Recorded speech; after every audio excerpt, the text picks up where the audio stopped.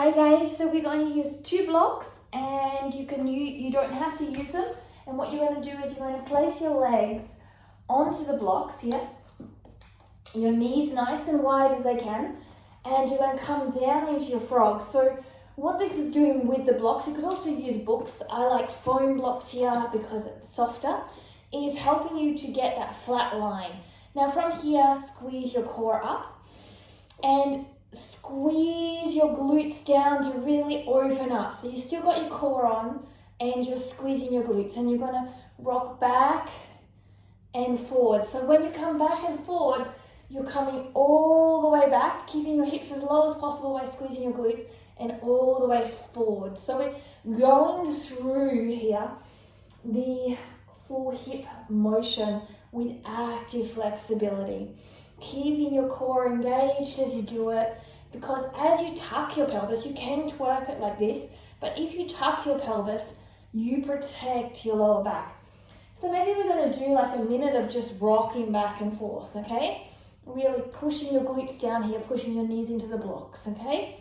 Once you've done that minute, you're going to hold back and you're going to start to rotate your legs up. So if I was just to turn slightly, we've got a better ability to see what the angles are doing here.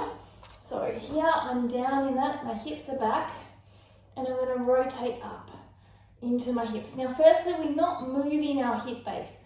So we're just keeping our hips back, squishing down, keeping our core strong, and all we're doing is rotating.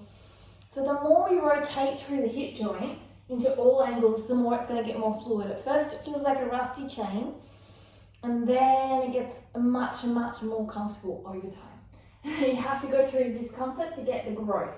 Now once you've done that, you could do both legs, maybe doing really between 5 to 10, lifting up as high as you can, but try not to lift the bottom up right now. So just keeping the hip and pelvis back and rotated under, shoulders down your spine. Now we're going to bring the movement of the hip into it. So you're going to come up onto your hands and you're going to rotate round and come back down. And then rotate round. So now I'm actually moving the hips a little bit, but I'm still trying to keep them low as possible as I rotate. Really important to keep that low movement as you rotate through. If you don't keep the low movement, you won't get as much into the hip flexor area and the rotation will become hard.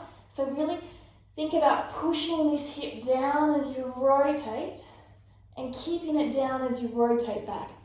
Pushing the hip down as you rotate and keeping it back. Now come and sit your bottom back here. I'm going to do a few cat-cows. So round and down. Round and down. Round and down. Now we're going to tuck the pelvis and down. The first was the chest. Tuck the pelvis, so anterior pelvis tilt, posterior pelvis tilt. Anterior pelvis tilt and posterior pelvis tilt.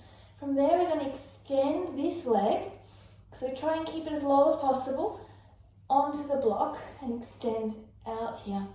And flexing here or pointing to get a little bit longer here in the movement, pushing and squeezing down through the leg. This also helps if you've got sore knees to put the block underneath it if a straddle is not something for you. Holding here, then bring it back and do exactly the same on the other side here. Extending out and holding here. And you want to hold this for about 30 seconds to a minute, just breathing deeply into the pose. And then when you come out, the best thing to do is roll forward and bring one knee off the block. It's a bit uncomfortable. And then the other knee, and just rotate your legs here.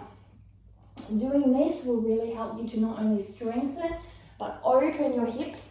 And opening your hips will also help with back flexibility to take the pressure off your lower back because you're utilizing the hips which get into the core. I hope you enjoyed, and remember you can do it without blocks.